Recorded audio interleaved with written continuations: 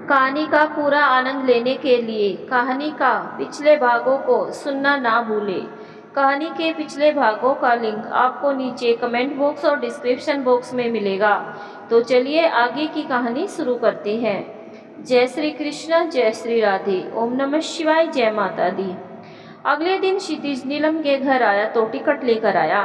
दिया सामने ही मिल गई, लेकिन क्षितिज उससे बात ना करके इधर उधर देख रहा था। जब कोई नहीं दिखा तो उसने आवाज़ लगाई, नीलम जी कहाँ है आप? हेलो, मैं कोई मिस्टर इंडिया हूँ, दिखाई नहीं दे रही हूँ क्या आपको? जब से आई है नीलम नीलम बुलाई जा रही है, बताइए क्या बात है? दिया को गुस्सा आया, ये तुम्हारे काम की बात नहीं है, जाओ अपनी दीदी को भेजो, क्षितिज ने उसे भावना देते हुए कहा। दिया को बहुत तेज गुस्सा आया, लेकिन मैं दीदी को बुलाने पैर पटकते हुए चली गई और उसे इस तरह गुस्से से जाते देख क्षितिज के चेहरे पर मुस्कुराहट फैल गई। थोड़ी देर बाद नीलम आई, वही सादा और सौम्य चेहरा, उदास आंखें, बिना मेकअप के भी गुलाब के ताजे फूलों जैसा ताजा ताजा चेहरा। क्षितिज एकटक नीलम को निहार रहा था। तब वह क्षितिज के पास आकर खड़ी हो गई और बोली, जी सर। तो अचानक से क्षितिज का ध्यान भंग हुआ और उसने कहा, आपका टिकट रेडी है, 5 बजे की गाड़ी है, तो आप लोग उसी हिसाब से रेडी हो जाना। जी। नीलम ने हाथ बढ़ाया और टिकट देते समय नीलम की उंगलियां क्षितिज की उंगलियों से टकराई। क्षितिज को जैसे 440 वोल्ट का करंट लगा हो। उसका पूरा बदन रोमांच से सिहर गया। बहुत बहुत धन्यवाद सर आपका, आपने हमारी सारी प्रॉब्लम सोल्व कर दी। अरे कोई बात नहीं, ये तो मेरा फर्ज था। वैसे अगर एक बात कहूँ, पहली बार कोई अच्छा काम करके खुशी मिल रही है, आपकी हेल्प करके बहुत अच्छा लग रहा है। नीलम हल्का सा मुस्कुरा दी, जबकि क्षितिज की नज़र नीलम के चेहरे पर ही अटकी थी। आप बैठिए सर, मैं आपके लिए चाय लाती हूँ। नहीं नहीं, चाय वगैरह रहने दीजिए, आप कहाँ परेशान होगी, क्षितिज ने कहा। अरे इसमें परेशानी कैसी सर, बस 2 मिनट अभी लाई, नीलम ने कहा और जाने लगी। 1 मिनट नीलम जी, मैं एक शर्त पर चाय पीऊँगा, अगर आपको मंजूर हो तो, क्षितिज गंभीर होकर बोला। और क्षितिज को गंभीर देखकर नीलम सहम सी गई। वह भी गंभीर स्वर में बोली, जी सर, क्या शर्त है? नीलम ने पूछा। शर्त यही है कि आज से आप मुझे सर नहीं कहेगी, मुझे मेरे नाम से बुलाएगी। अगर मंजूर है तो चाय, नहीं तो बाय, क्षितिज ने कहा। नीलम खिलखिलाकर हंस पड़ी और बोली, सर आपने तो डरा ही दिया, मैं सोचने लगी क्या शर्त है, मुझे मंजूर है। आप बैठिए, मैं अभी आती हूँ। नीलम अंदर गई। वहाँ पर दिया बैठी थी और बोली, क्यों आया था लंगूर यहाँ पर, गया कि नहीं गया? अरे दिया, ऐसे नहीं बोलते, वो हमारी हेल्प कर रहा है। ऐसा क्या कर दिया उसने कि आप भी उसके गुण गाए जा रही हो? दिया ने कहा। बाद में बताती हूँ, अभी तो उसके लिए चाय बना। नीलम बोली, चाय, वो भी उस लंगूर के लिए? दीदी मैं सच कह रही हूँ, आप उसे कुछ ज़्यादा ही भाव दे रही हो। आप बहुत भोली हो, वो बहुत चंट है, बचकर रहना उससे, मैं बता दे रही हूँ। दिया बोलती हुई उठी और चाय का पानी चढ़ाने लगी। तो मुँह बंद रख और हाथ जल्दी जल्दी चला, नीलम बोली, और वह नमकीन निकालने में व्यस्त हो गई। दिया बड़बड़ाती हुई चाय बनाने लगी। थोड़ी देर बाद दिया, नमकीन और नीलम चाय लेकर आई। दिया को देखकर क्षितिज जानबूझकर मुस्कुराया। दिया जल भुन गई और उसने मुंह पिचका दिया। तीनों कप चाय वहाँ टेबल पर रख दिया, लेकिन दिया दूर ही खड़ी रही। क्षितिज ने एक सिप मारी और बोला, नीलम जी, चाय किसने बनाया है? अचानक से क्षितिज ने पूछा। क्यों? दिया ने बनाया है, कोई प्रॉब्लम है क्या? नीलम चौंक गई। नहीं, बस ऐसे ही पूछा, इनको चाय भी बनाना आता है? मुझे लगा सिर्फ मुंह बनाना ही आता है, क्षितिज मुस्कुराकर बोला। तो चाय पीना भी आता होगा तो बुला लीजिए, आकर पी ले, इन्होंने ही बनाया है, इतनी बुरी भी नहीं है। वैसे दिया जी, चाय ही पीनी है कि कुछ और चाहिए? क्षितिज ने दिया को छेड़ते हुए कहा। और दिया के तन बदन में जैसे आग लग गई हो, वह गुस्से से बोली, हाँ चाहिए, चाकू, किसी का खून करने का मन हो रहा है। और नहीं पीना मुझे चाय, तुम्हारे साथ जा रही हूँ। दिया चली गई। क्षितिज खिलखिलाकर हंस पड़ा और नीलम भी मुस्कुरा पड़ी। चाय पीने के बाद क्षितिज बोला, नीलम जी, सच में दिया ने बहुत अच्छी चाय बनाई थी और आपको बहुत बहुत धन्यवाद चाय के लिए, अब मैं चलता हूँ। अरे क्षितिज जी, धन्यवाद तो मुझे आपका करना चाहिए, जो आपने मेरे 1 मिनट 1 मिनट, क्षितिज ने नीलम की बात काट दी। नीलम सोच में क्षितिज को देखने लगी, जैसे आंखों ही आंखों में, क्यों पूछ रही हो? आप एक हेल्प का 2 बार धन्यवाद करती है क्या? आप पहले धन्यवाद कर चुकी है और वह काफ़ी है। फिर आपने टिकट के बदले मुझे इतनी अच्छी चाय पिलवा दी, तो उसका भी बदला पूरा हो गया। अब हमारा और आपका कुछ बकाया नहीं है, क्षितिज मुस्कुराता हुआ बोला। नीलम भी मुस्कुरा दी। अब चलता हूँ, आप अपना ध्यान रखिएगा। आखिरकार वह दिन आ गया जब उन तीनों को दिल्ली जाना था। नीलम ने दौड़ भाग कर 20,000 रुपये इकट्ठे कर लिए। कुछ उसके पास रखे थे, कुछ उसने उधार ले लिए थे, क्योंकि घर से मिलने की बिल्कुल भी उम्मीद नहीं थी। हाँ, नीलम ने जाते समय अपनी भाभी को फ़ोन कर दिया था, लेकिन उन्होंने मुंह पिचकाकर अनसुना कर दिया, जैसे उन्हें कोई फर्क ही नहीं पड़ने वाला, और नीलम ने ध्यान भी नहीं दिया। नीलम और दिया टैक्सी के साथ स्टेशन पहुंचे। अभी तक क्षितिज नहीं पहुंचा था। नीलम ने इधर उधर देखा और स्टेशन पर बैठ गई। दिया भी नीलम के पास ही स्टेशन पर पड़े बेंच पर जाकर बैठ गई। अभी उन्हें थोड़ी देर हुआ, तभी दिया ने देखा कि अमित भैया भागते हुए आ रहे हैं और खोजने वाली नज़रों से इधर उधर जैसे कुछ ढूंढ रहे हो। दिया की आंखें सिकुड़ गई। उसने नीलम को दिखाया। नीलम भी चौंक गई। दोनों एक पल को बैठे रहे, शायद सोच रहे थे कि मिलना ठीक रहेगा कि नहीं। अगले ही पल नीलम का चेहरा सख्त हो गया और उसने अमित भैया से मिलने का फैसला किया और दिया को लाने को भेजा। दिया दौड़ कर गई और अमित को नीलम के पास ले गई। अमित भैया बहुत शर्मिंदा थे और उनकी आंखें झुकी हुई, चेहरा उदास था। नीलम ने भैया को देखा। उसके मन में हुक सी उठी। क्या हुआ भैया, आप यहाँ? नीलम ने कहा। अचानक अमित ने नीलम को अपनी तरफ खींचा और बच्चों की तरह बिलख पड़ा। मुझे माफ़ कर देना नीलम, मैं बहुत मजबूर हूँ मेरी बहन, इसीलिए तुम लोगों के लिए कुछ नहीं कर पा रहा हूँ। मैं सब जानता हूँ, लेकिन क्या करूँ? तुम तो जानती हो कुमकुम को कैसी है। नीलम को लगा जैसे उसके पुराने भैया वापस आ गए हो। उसने तेज से भैया को पकड़ लिया, जैसे फिर कभी नहीं छोड़ेगी, और वह भी रोने लगी। अमित ने उसे रोते देखकर कहा, ना ना, रोना नहीं, बिल्कुल। अभी मैं इतना भी कमज़ोर नहीं हुआ हूँ कि अपनी बहनों का साथ ना दे पाऊँ। मैं तुम्हारी पढ़ाई तो बंद होने से तो ना रोक पाया, लेकिन मेरी नखरीली की पढ़ाई तो जरूर कराऊंगा। उस दिन मुझे एहसास हुआ कि मैं कितना छोटा हूँ। जब तुम अपने दम पर कर सकती हो तो मैं क्यों नहीं। मैं पूरी रात नहीं सो पाया नीलम, और तुमसे नज़र मिलाने की हिम्मत नहीं हो रही थी कि किस मुंह से तुम्हारे सामने जाऊं। पर आज जब तुम जाने लगी और कुमकुम ने मुझे फ़ोन किया, तो मैं अपने आप को नहीं रोक पाया और अपनी बहन का साथ देने आ गया। मैं चल रहा हूँ दिल्ली तुम्हारे साथ, अकेले नहीं हो तुम दोनों। तुम्हारा भाई अभी जिंदा है। अमित की आंखें भरी हुई थी। नीलम और दिया अपने भैया का यह बदला रूप देखकर भावुक थी। उन्हें अपना यह भाई अपना सा लग रहा था, लेकिन नीलम अब भावना से बाहर आ चुकी थी और हद तक संभल चुकी थी। वह बोली, लेकिन भैया भाभी, वह गुस्सा करेगी और आप भी चलेंगे तो अकेली रह जाएगी। जब चाहे जो भी हो, गुस्सा करे या छोड़कर चली जाए। मैंने फैसला कर लिया है नीलम। भैया ये ठीक नहीं है। मैं पहले चाहती थी कि आप आए, लेकिन फिर घर पर कोई नहीं रहेगा, फिर आने के बाद झगड़ा होगा सो अलग। इसीलिए आप वापस चले जाए, हमें कोई दिक्कत नहीं होगी। लेकिन नीलम, अकेले तुम लोग कैसे मैनेज करोगे? कभी कहीं भी अकेले नहीं गई हो? अमित चिंतित स्वर में बोला। अकेले कहाँ है, हम 2 बहनें हैं। इसके अलावा जो हमारे पास ट्यूशन पढ़ने आता है गुल्लू, अरे वो 3 नंबर वाली गली के प्रतीक जी, उनका लड़का जो बाहर रहता था। अच्छा, वो क्षितिज? भैया ने कहा। हाँ वही, वह भी जा रहा है दिल्ली, उसका इंटरव्यू है, तो वह हमारे साथ ही है और मैंने उससे बात कर ली है। वह हमारी हेल्प कर देगा, आप बिल्कुल भी चिंता मत कीजिए। अच्छा ठीक है, ये लो 15,000 रुपये काम आएंगे, अमित ने कहा। नहीं भैया, उसका भी इंतजाम मैंने कर लिया है। 15,000 फीस आई थी और 5,000 एडवांस ले लिए हैं, आकर चुका दूंगी, नीलम ने कहा। अमित की आंखें फिर भर आई और वह नीलम का माथा चूमकर बोला, बहुत बड़ी हो गई है तू, ऐसा लगता है माँ वापस लौट आई है। बहुत समझदार भी हो गई है, बिल्कुल माँ जैसी ही बातें भी करने लगी है। और एक मैं कहते कहते अमित का गला रूंधने लगा। भैया चुप रहिए, बिल्कुल भी चिंता मत कीजिए, हम जल्द ही वापस आ जाएंगे। अच्छा ठीक है, ये रख मेरा मोबाइल और ये 5,000 रुपये और काम आएगा। अपना ध्यान रखना नीलम, और दिया का भी, और हो सके तो मुझे माफ़ कर देना। आप बिल्कुल भी ना घबराए, हमें कुछ नहीं होगा। आप घर जाओ और भाभी का ध्यान रखना, वो अब अकेली होगी घर पर, तो जल्दी घर चले जाना, ठीक है? बोलकर अमित वापस हो गया। तभी पता नहीं कहाँ से भागता हुआ क्षितिज वहाँ पहुँचा। उसने सिर्फ एक बैग ले रखा था और पसीने से तर था। आते ही बोला, सॉरी सॉरी नीलम जी, मैं थोड़ा लेट हो गया, माफ़ कर दीजिएगा। तभी दिया की त्योरियाँ चढ़ गई और आपसे उम्मीद ही की किया जा सकती है। अगर मुझे पहले पता होता कि आप ले जा रहे हैं तो मैं जाती ही नहीं। दिया, नीलम ने डांटा और आंख दिखाई। अरे नीलम जी, कहने दीजिए, मुझे कोई दिक्कत नहीं है, क्योंकि जब दिया जी गुस्सा करती है तो इनका चेहरा देखने लायक होता है। क्षितिज ने मुस्कुराकर कहा, वैसे आप कहाँ रह गए थे? ट्रेन आने वाली है तो मैं परेशान हो गई थी, नीलम बोली।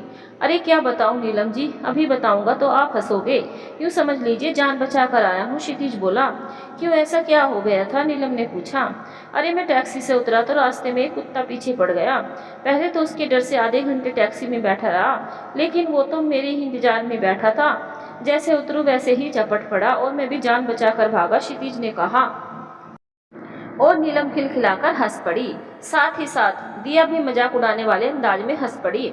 दिया ने तपाक से कहा, जब कुत्ते से इतना डरते हो तो फिर किस बूते पर मुझसे भिड़ रहे थे? उस दिन तो लंबी लंबी फेंक रहे थे, ये कर दूंगा वो कर दूंगा। अरे दिया, तुम्हें क्या मालूम कुत्ते के काटने से क्या होता है? 14 इंजेक्शन लगते हैं, वे भी पेट में, क्षितिज ने कहा। तभी गाड़ी आने का इशारा हुआ और कुछ देर बाद गाड़ी आकर रुक गई। क्षितिज ने दोनों का सामान जबरदस्ती उठा लिया और लेकर चलने लगा। साथ ही साथ ये भी ध्यान दे रहा था कि दोनों पीछे पीछे आ रही है कि नहीं। अपनी सीट के नीचे उसने सामान रखा और फिर बैठ गया। सामने दिया और नीलम बैठ गए। 2 नीचे की सीट और एक ऊपर की सीट थी। मैं इनके सामने नहीं बैठ सकती, मेरा दिमाग खराब कर देंगे, मैं ऊपर जाऊंगी, दिया बोली। हाँ तुम ऊपर ठीक हो, मुझे भी तुम्हारे साथ बैठने का शौक नहीं है, मुझे तो नीलम जी के साथ बात करनी है, तुम जाओ ऊपर, क्षितिज ने कहा। और दोनों की नोक-झोंक देखकर नीलम मुस्कुरा रही थी और सोच रही थी कि क्षितिज कितना अच्छा लड़का है और हमारा कितना ध्यान रख रहा है। और क्षितिज बहुत खुश था कि उसने नीलम के साथ पूरी रात बात करने का मौका मिलेगा। उसे नीलम के साथ बहुत सारी बात करनी थी, उसके बारे में सब जानना था, क्या पसंद है क्या नापसंद है, सब कुछ उसकी ज़िंदगी के बारे में जो वह अपने सीने में छिपा कर बैठी थी।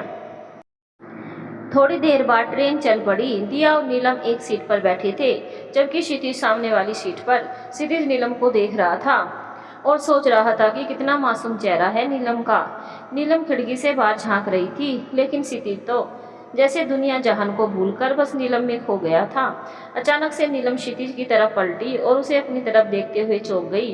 दोनों की नज़र मिली और हल्की सी मुस्कुराहट फैल गई। नीलम जी, आप बताइए कहाँ रहेगी? आप दिल्ली में कुछ सोचा है? क्षितिज ने कहा। अभी कुछ नहीं सोचा है क्षितिज, सच बताऊं तो मुझे कुछ भी पता नहीं है कि क्या करना है। आप चिंता मत कीजिए, मैं सब संभाल लूँगा, मेरा अक्सर आना जाना होता है।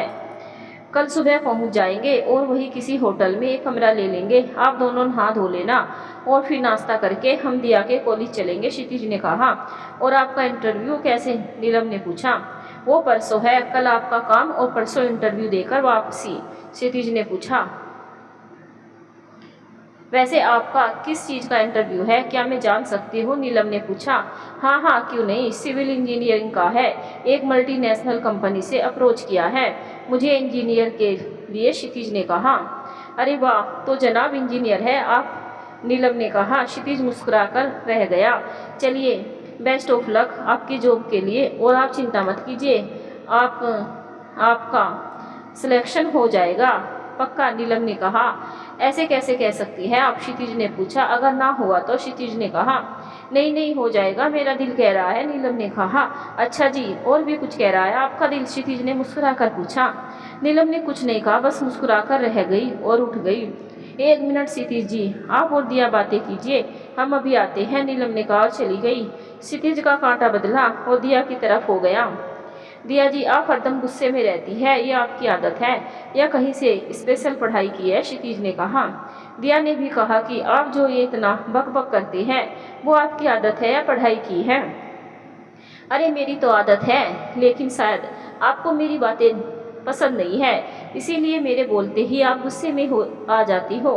क्षितिज ने हल्का सा उदास स्वर में कहा। ऐसा नहीं है, मैं क्यों गुस्सा करूंगी? दिया बोली। तो फिर आप इतना नाराज क्यों रहती है? अभी भी पहले दिन वाली घटना से नाराज है क्या? मैंने आपसे सॉरी बोल दिया है, अगर आप फिर कहेगी तो फिर बोल देंगे, क्षितिज ने कहा। देखिए दिया जी, आपने मुझे कहा, मैंने आपकी बात खत्म, अब क्या हम उसी बात को लेकर एक दूसरे की टांग खींचते रहेंगे? चलो दोस्ती कर लेते हैं। तो न आज से हम आपको न ही आप हमें कुछ कहेगी। अगर मंजूर हो तो फिर मिलाइए हाथ। क्षितिज ने अपना हाथ आगे कर दिया। दिया थोड़ी देर सोचती रही, फिर उसने हाथ मिला लिया और बोली, नहीं, सॉरी बोलने की कोई ज़रूरत नहीं है। मैं नीलम दी जितनी समझदार नहीं हूँ, तो मुझे उतना समझ में नहीं आता है कि क्या करना है क्या नहीं करना है। मुझे तो आपको थैंक्स यू बोलना था कि आपने मेरी हेल्प की और हमारे साथ यहाँ तक आए, और मैं हूँ कि खामखा आप पर गुस्सा कर रही हूँ। दिया ने कहा। अच्छा एक बात बताओ, नीलम आपकी सगी बहन है क्या? क्षितिज ने पूछा। हाँ, क्यों? दिया की त्योरी फिर चढ़ी। क्योंकि वो कितनी शांत समझदार, उन्हें देखकर ऐसा लगता है कि उन्हें कभी गुस्सा नहीं आता, और आप पूरा आग का गोला, इसीलिए आपसे तो डर लगता है। क्षितिज ने मुस्कुरा कर कहा। दिया खिलखिलाकर हंस पड़ी और बोली, अच्छी बात है, डरना ही चाहिए। डर कर रहोगे तो बचे रहोगे मार खाने से। तभी नीलम वापस आ गई और आश्चर्य से बोली, क्या बात है? दिया क्षितिज के साथ हंस रही है। तबीयत तो ठीक है? नीलम भी मुस्कुरा रही थी। जी दीदी, क्षितिज उतना भी बुरा नहीं है, ठीक है, और मेरी हेल्प भी कर रही है, तो मैंने सोचा कि इन्हें बख्श दे। पहली गलती थी इसलिए छोड़ दिया। हाँ नीलम जी, हमने अपना झगड़ा खत्म कर लिया और दोस्त बन गए। और दिया तुम्हारा भी धन्यवाद मुझे बख्शने के लिए। क्षितिज ने कहा। चलो अभी अकल आ जाए तुझे, तो मैं पहले ही कहती थी कि क्षितिज ऐसे नहीं है। अच्छा उठो, जाओ हाथ धोआओ, मैं खाना निकाल देती हूँ, फिर सोने जाते हैं, ठीक है? दोनों हाथ धोने चले गए और जब वापस आए तो खाना लग चुका था, और नीलम का देखकर कई सारे और यात्रियों ने भी अपना अपना टिफिन खोल लिया। पूरे कंपार्टमेंट में खाने की खुशबू फैल गई। सबने खाना खाया और फिर क्षितिज ने सीट खोल दिया और दिया ऊपर चली गई सोने। क्षितिज और नीलम आमने सामने लेट गए। नीलम ने अपने बैग से एक किताब निकाला और पढ़ने लगी। क्षितिज उसे पढ़ते हुए देख रहा था। क्या मासूम से चेहरे, बिना किसी मेकअप के, गोरा गोरा साफ रंग और गुलाबी लिप्स, आंखें ऐसी काली कि काजल लगा होने का भ्रम हो जाए। क्षितिज एकटक नीलम को निहार रहा था और नीलम को निहारते निहारते नीलम के साथ कहीं बहुत दूर निकल गया। उसकी तंद्रा तब भंग हुई जब उसे लगा कि कोई उसे बुला रहा है। उसने हड़बड़ा कर देखा, नीलम उसे आवाज़ लगा रही थी, जी नीलम जी। क्षितिज जी कहाँ खो गए थे? मैंने कितनी बार आपको बुलाया, कहीं नहीं, किसी ख्यालों में गुम था। बोलिए क्या बात है? क्षितिज ने कहा। आपको कोई किताब चाहिए? मेरे पास है, नीलम ने कहा। किताब ही तो पढ़ रहा था, खूबसूरती की किताब, सादगी की किताब, शालीनता की किताब। आपके चेहरे में नीलम जी, क्षितिज के दिल से आवाज़ आई, लेकिन वह प्रत्यक्ष में बोला, नहीं किताब नहीं चाहिए, आप पढ़ रही थी तो मैं आपको देख रहा था। क्या हम थोड़ी देर बात कर सकते हैं, ऐसे ही लेटे लेटे? क्षितिज ने कहा।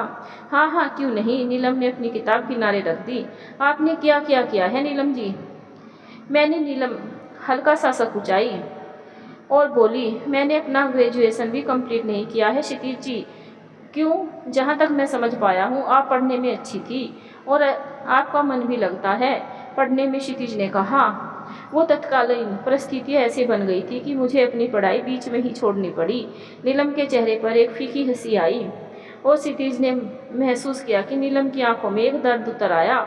मेरी माँ का सपना था कि मैं आईएएस बनूं और उसके लिए उन्होंने अपनी ज़िंदगी लगा दी, लेकिन उनके जाने के बाद उन्हीं के साथ उनका सपना भी चला गया। मैं अपने जिले की टॉपर थी क्षितिज जी, लेकिन क्या फ़ायदा, अब सब पुरानी बातें हो चुकी है। अभी की परिस्थिति यह है कि मैं ग्रेजुएट भी नहीं हूँ। क्षितिज को ऐसा लगा कि नीलम के चेहरे पर दर्द उतर आया हो। उसने नीलम के दर्द को महसूस किया, उसे भी नीलम के दर्द का एहसास था और इसी वजह से उसने बात बदलते हुए कहा, अच्छा ये बताइए कि आपको शादी वादी नहीं करनी? नीलम एक पल चौंकी, शायद ऐसे सवाल की उम्मीद नहीं थी, लेकिन फिर बोली, जब ईश्वर की मर्जी होगी तब होगी भैया, है यह सोचने के लिए मैं क्यों सोचूं? फिर भी आपको अपने जीवन साथी में क्या चाहिए? ऐसा कोई मैं विशेष नहीं हूँ कि मुझे कोई राजकुमार का सपना आए। फिर भी आप पूछ रहे हैं तो बता देती हूँ कि मुझे उसी घर में शादी करनी जिस परिवार में सास ससुर और मेरी एक ननद और देवर हो। ज़्यादा कमाई हो चाहे ना हो, लेकिन घर में प्रेम हो, और सबसे बड़ी बात उसके बारे में जिसके साथ मुझे जीवन बिताना है वे पढ़े लिखे और समझदार हो, उनका दिल साफ हो, शकल सूरत कैसी भी हो, मुझे फर्क नहीं पड़ता। नीलम ने कहा। अरे वाह, आपकी तो डिमांड भी आपकी किताब आपके हिसाब की है, लेकिन एक बात समझ में नहीं आई। आजकल छोटे परिवार का ट्रेंड है, लेकिन आप संयुक्त परिवार चाह रही, ऐसा क्यों? मुझे ज़िंदगी भर माँ पापा का प्यार नहीं मिला और इसीलिए सास ससुर के रूप में, मम्मी पापा देवर के रूप में छोटा भाई चाहिए, और ननंद इसलिए चाहिए कि जिससे मैं किसी को यह समझा सकूं कि ननंद को भी अपनी छोटी बहन जैसे प्यार कर सकती हैं, बिना उसको हर्ट किए, उसे उसकी भावनाएं कुचले हुए। नीलम मुस्कुराकर रह गई, लेकिन आंखों में दर्द समाया हुआ था। वह थोड़ी देर और बोलती तो रो पड़ती, इसीलिए उसने बात पलटा। क्षितिज जी, आपकी क्या रिक्वायरमेंट है? नीलम ने पलटकर पूछा। मेरी कोई रिक्वायरमेंट नहीं है, मुझे तो मिल गई है, क्षितिज ने कहा। अच्छा, कॉन्ग्रेचुलेशंस। क्षितिज जी, नीलम ने कहा। ओह, अभी नहीं, अभी आधी बात ही हुई है, अभी पूरी कहाँ हुई है, क्षितिज ने कहा। मतलब मैं समझी नहीं, नीलम ने कहा। मतलब मुझे तो पसंद आ गई है, लेकिन उनका नहीं पता कि उन्हें मैं पसंद आया कि नहीं, इसीलिए आधी ही बात कह रहा हूँ। क्षितिज के चेहरे पर एक रहस्य में मुस्कान थी। ओह, मतलब लव का चक्कर है, नीलम ने कहा। कह सकती हैं, लेकिन एक तरफा, क्षितिज बोला। तो आप बोल दीजिए ना, उनको डर कैसा, नीलम ने कहा। दिल में रखने का क्या फ़ायदा, डर लगता है कि कहीं ना बोल दे तो, क्षितिज ने कहा। अच्छा, कैसी है वो, आप मुझे उनका कुछ नेचर बताए तो मैं आपको बताऊं कि क्या हो सकता है, नीलम ने कहा। क्या बताए नीलम जी, बस यूँ समझ लीजिए कि झील सी शीतल और शांत है वो, और उनका दिल मक्खन की तरह कोमल। बात करती है तो ऐसा लगता है कई चूड़ियों के खनकने की आवाज़ आ रही है, मीठी मधुर। मन करता है काम धाम छोड़कर उन्हें ही सुनता जाऊं। आंखें किसी हिरनी की जैसी बड़ी बड़ी चमकदार, लेकिन उसमें जैसे उदासी का घेरा रहता है। और चेहरा तो ऐसा जैसे तरासी हुई संगमरमर की मूर्ति। जब वो चलती है तो उनकी झाझर दिल में कोहराम मचा देती है। इतनी सुलझी हुई और समझदार कि कभी गुस्सा करना आता ही नहीं उनको। वो बिल्कुल किसी शांति की प्रतिमूर्ति लगती है। क्षितिज जैसे कल्पना में खो गया। अरे बस बस बस, आप तो खो गए बिल्कुल। वो जो भी है आपके साथ बहुत खुश रहेगी, क्योंकि सच में आप उन्हें बहुत प्यार करते हैं, नीलम ने कहा। वह मुस्कुरा रही थी। बहुत बहुत प्यार करता हूँ जी, जी करता है कि उनका हाथ पकड़ लूँ और फिर कभी भी ना छोड़ूं, और उनका जीवन खुशियों से भर दूँ। क्षितिज जैसे दीवाना हो चुका था, लेकिन इसके लिए आपको उनसे अपने प्यार का इजहार करना पड़ेगा, और मुझे पूरा विश्वास है वो न नहीं कहेगी, नीलम ने कहा। आप सच कह रही है, क्षितिज खुश होकर बोला। हाँ, मुझे ऐसा ही लगता है, बाकी आपको जैसा ठीक लगे, नीलम ने कहा। ठीक है, तो अगर मेरी जॉब लग गई तो मैं उनको अपने प्यार का इजहार कर दूंगा। गुड, ये हुई ना बात। तभी ऊपर से आवाज आई, वो मजनू, अब सो भी जाओ, रात भर जागने का इरादा है क्या? क्या दीदी, आप भी इनकी बातों में आ रही हो? तो इनको तो सोना नहीं है, आप ही सो जाओ, दिया चिल्लाई। अच्छा ठीक है क्षितिज जी, रात काफ़ी हो गई है, अब सो जाए, कल सुबह बहुत काम है, नीलम ने कहा। जी बिल्कुल, क्षितिज ने कहा और बोला। Good night Neelam ji. Good night दिया मेम साहब, और आंखें बंद कर ली। बंद आंखों से जाने कब तक वह नीलम को देखता रहा, फिर नींद ने उसे अपने आगोश में ले लिया। 3 बजे रात को नीलम की आंख खुली। उसने देखा क्षितिज और दिया दोनों को ठंड लग रही थी। हल्का हल्का मौसम भी था, और फिर ट्रेन चलने पर हवा भी लगती है। नीलम ने जल्दी से 2 चादर निकाला और दोनों को उड़ा दिया, और खुद एक स्टॉल में सिमट कर लेट गई। सुबह करीब 6 बजे ट्रेन नई दिल्ली रेलवे स्टेशन पहुंची।